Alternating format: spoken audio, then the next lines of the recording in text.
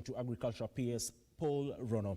Appearing before the National Assembly Departmental Committee on Agriculture, PS Rono noted that soon an irrigation project in the Asal region is set to begin in a bid to ensure food security. So in other words, we are joking. We are not serious. As a country, we are not serious. If we don't fund agriculture, we can as well forget about development. We can forget about cost reduction of cost of living. We can forget about creating jobs.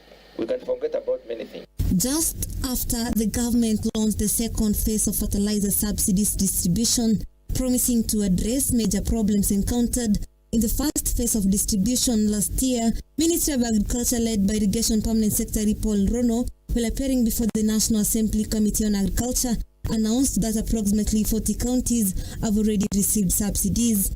A program which we have distributed money, 172 million to the benefiting counties, each of the counties, and 142 million are for capacity building. So I'm just putting that, and then 30 million somehow is for real program. PS Rono further noted that the irrigation project, especially in arid and semi-arid areas, is set to commence soon. Millions to assist us to have tangible programs on the ground. We will not survive in agriculture without water, without seeds. You know, those are things which matters. Roads in some areas you cannot pass. So instead of you have heard about the capacity building, you will see some shaping. So that as a committee also you have tangible programs on the ground. On the other hand, the committee sought answers on why the ministry failed to meet targets of the budget allocation for the financial year 2022-2023, pending bills that it could not account for. Your target for 2022-23 in terms of crop insurance was 200,000 farmers. You only achieved 48,706. Those are the ones that were reached. And the funding, the amount of money that you spent was 129 million.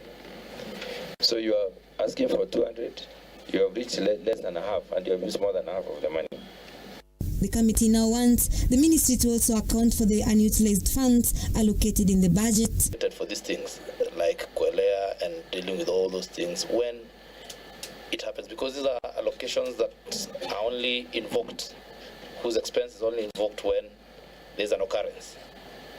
And I remember we sat last year and did the BPS, and there was an allocation for Kwelea and all those army worms and everything.